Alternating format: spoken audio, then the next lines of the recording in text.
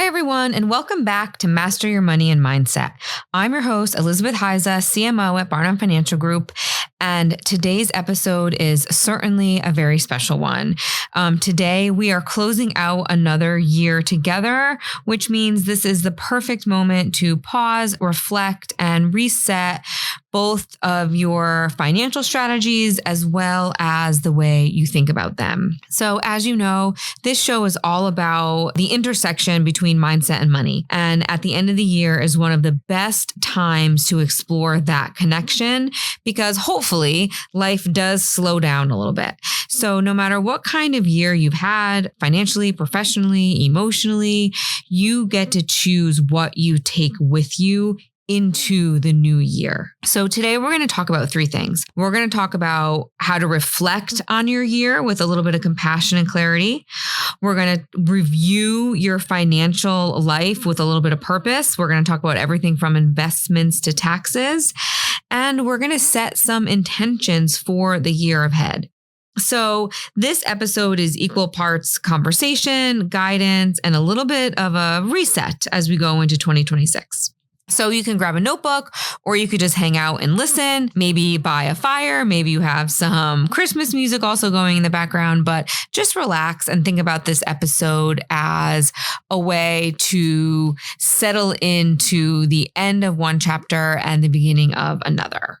Okay, as the year ends, we often rush towards the next goal. If you're anything like me, before January even hits, I have a good 10 to 15 goals I want to get accomplished. Goals, resolutions, milestone, whatever we want to call them. But reflection is one of the most powerful financial tools you have because your behavior with money is driven by your beliefs. It's driven by your mindset. And it's driven by the story you tell yourself. So when it comes to setting the next goals, those are great. Like I said, I'm a pro at doing that. But sometimes I often skip over the reflection part of the process. And the reflection part of the process is a powerful one because that is where you get to learn about yourself. You could research or ask yourself a variety of questions or why you did this or why you did that, or where did you fall short in 2026 or 2025? What fires did you have to put out in 2025 that you weren't prepared for? What do you wish you could go back and change about 2025, right? That is part of the reflection process. And reflection is just so super powerful because it's the learning that can help you not repeat the same mistakes. And reflection is directly related to your behavior. And it's your behavior that is linked to those beliefs, mindset, and stories you tell yourself. So everything is very, very related to itself. So I wanted to start by offering some reflection questions that you can answer in your mind or on paper, whatever you want. But when you think about 2025, ask yourself, what did this year teach you about yourself? Where did you grow, even if it wasn't perfect? How did your relationship with money evolve or go backwards? What financial decision did you make that you're really proud of? I love that question. And where did you feel stressed, confused, or overwhelmed? So reflection isn't about judgment. It's not meant to bring up negative feelings or to make you, hone in on past mistakes. It's not meant to do that. It's about awareness because awareness is what leads to change. When I set all of my goals year to year, it's great that I do that. But when I skip reflection, sometimes I tend to repeat the same mistakes over and over again, or I'll increase my objectives, I'll increase my milestones without really reflecting on how I'm going to get there. So reflect on 2025. Really learn about what made this year so good for you and or what you want to change going into a new year. If this year didn't go the way you hoped, financially or otherwise, you're definitely not alone. So many people this year struggled with inflation and rising rates and unexpected expenses and of course, market uncertainty. You are human and we are all learning. So take a deep breath. You're exactly where you need to be as you start your next chapter really strong. Okay, so first thing, reflect on 2025, not to punish yourself or lecture yourself or speak negatively about yourself, but to learn about yourself. The next tip that we want to talk about is try to conduct a year-end financial review. And I know this is so painful. I know this is not what you want to be doing this time of year as we're all prepping for the holidays. I know when you have your house decorated so beautifully and you're trying to enjoy and close out the year, the last thing you want to do is a financial review. I totally understand that it can be painful. However, it is the practicality of what we're trying to accomplish. It's where being practical meets being intentional.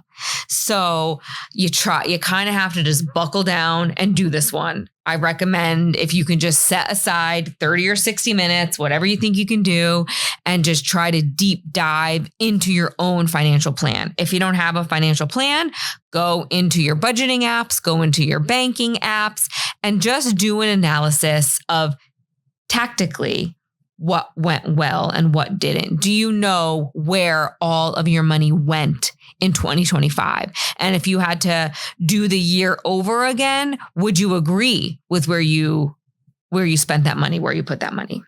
So look at your investments first if you have them.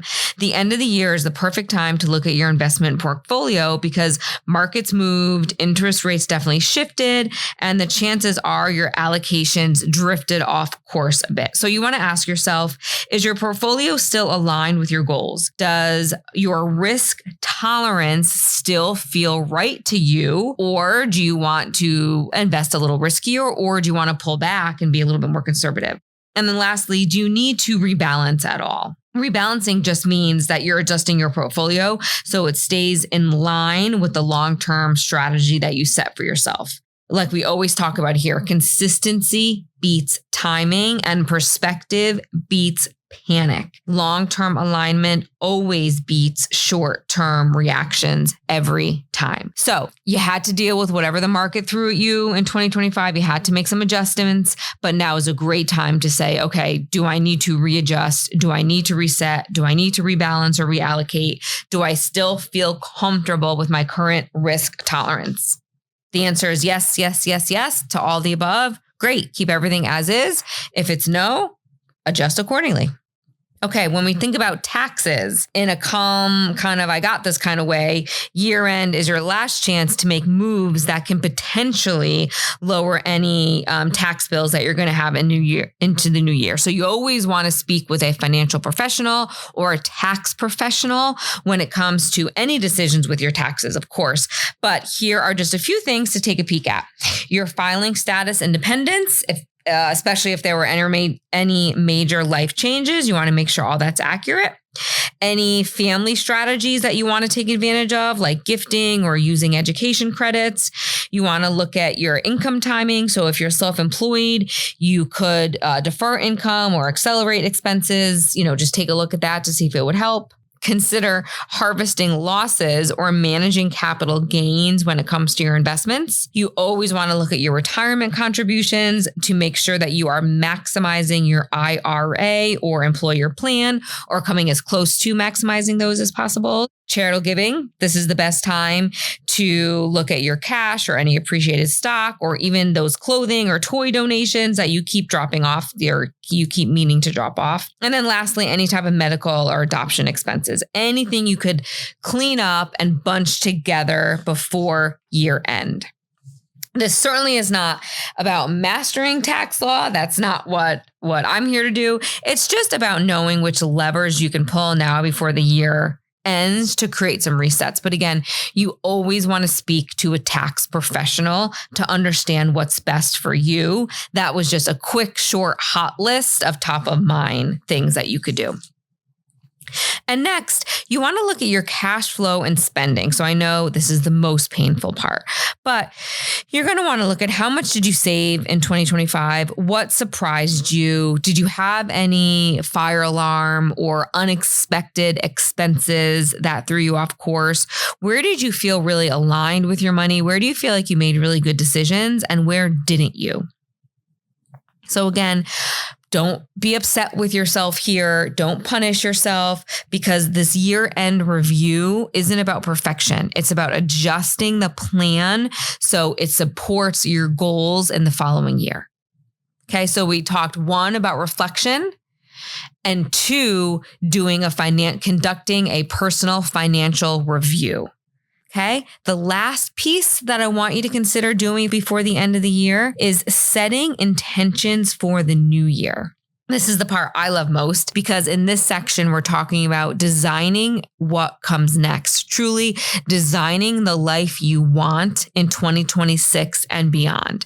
And the key word here is being intentional, not I should save more, or I should invest more, or I should spend less. I should be better. I should do this, should do that. That mindset keeps you almost in a stressful, kind of shameful mindset. So you want to ask yourself questions like, what do I want my money to do for me next year? Do I want more stability? Do I want more freedom? Do I want more clarity? Do I want more breathing room, more growth? How do I want to feel about my money? Empowered, calm, informed, responsible, optimistic, in control. Your financial goals should support the emotional experience you want, not the other way around. So remember that you're in control of your finances. Your finances are not in control of you. So then the third question you always want to ask yourself is, what is one meaningful change I'm ready to make? Now, whenever I ask myself questions like that, I won't list one meaningful change. I'll list 5 changes or 10 changes, and then I do very little of them. So you want to list 1. What is one meaningful change that you are ready to make? It could be automating more savings. It could be starting a Roth IRA. It could be checking your accounts weekly with compassion and empathy and curiosity instead of dread. It could be meeting with a financial professional to build a real financial plan. Choose one shift that will truly move you forward, just one. And then you want to ask yourself, what do I want to continue?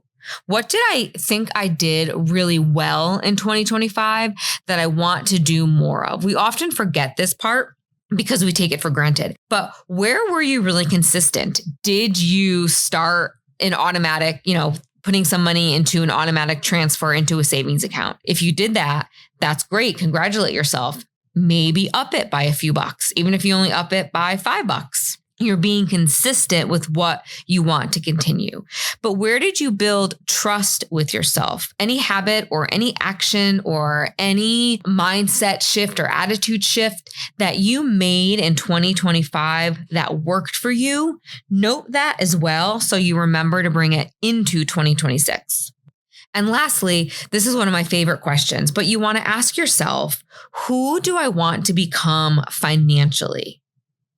So picture the future version of you, the one who is confident, organized, and in control. What habits does that version of you practice? What boundaries do they hold? What beliefs do they let go of? That is your roadmap. That is designing your financial life with intention. So reflecting, looking back at what you did really well and what you want to change in 2026. What is your current state? Doing a current financial review. What is current state? And then looking towards the future. How do you want 2026 to be different than every other year? Design your life into something that you are so proud of. And make one financial change that could support that vision you have for yourself. But as we close out this year, I want to remind you that you don't grow by knowing everything. You grow by staying curious. You grow by showing up for yourself, even when it's uncomfortable. And you grow by taking one aligned step at a time. On this show, I hope that I have showed you in a really impactful way that money isn't just about numbers.